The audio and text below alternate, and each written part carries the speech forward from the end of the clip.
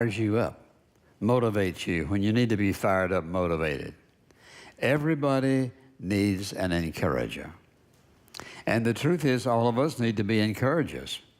There are people you and I need to encourage, and all of us need to be encouraged because all of us go through those times in our life, whatever the situation may be, where we may feel a little bit down, or maybe some experience came along that disappointed us, maybe disappointing somebody else, or whatever it might be. Everybody needs encouragement. And when I think back over my life, I can tell you who was the most powerful, consistent encourager in my life. My mother.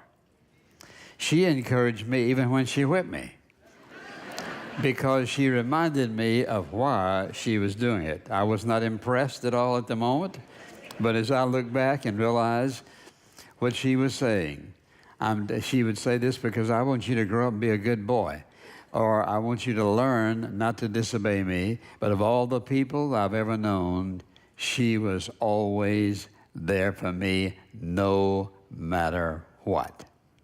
And I wonder if you're that kind of encourager to anybody. Is there anybody in your life that's always going to be standing there no matter what happens? Because we all need somebody like that. All of us do.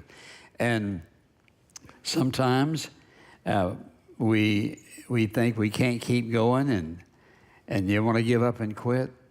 No child of God ever needs to give up and quit.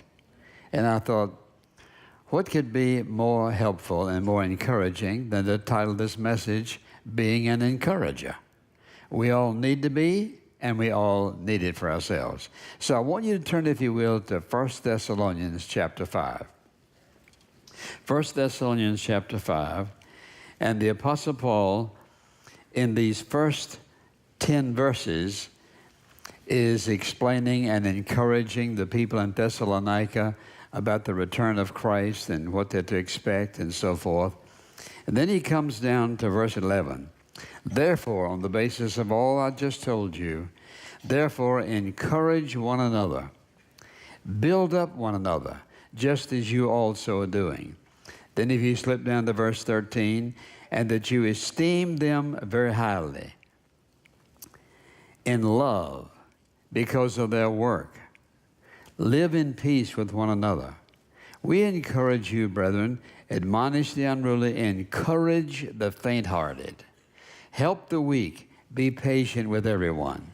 And so Paul talks about encouragement in lots of ways, but I want us to think about it in terms of how we not only need encouragement, but we need to be an encourager.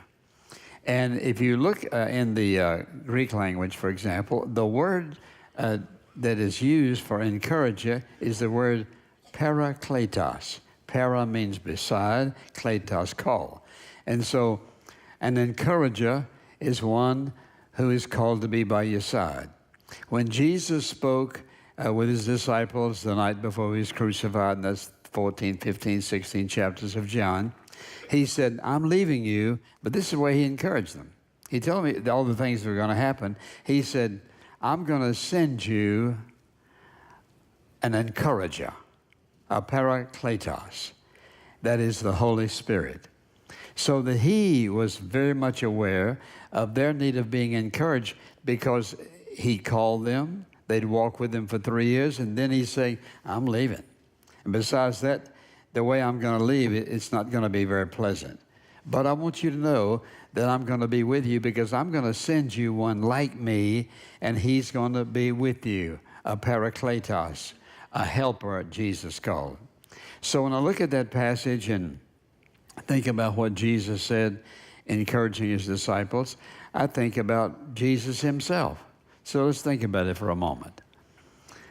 Jesus was an awesome encourager.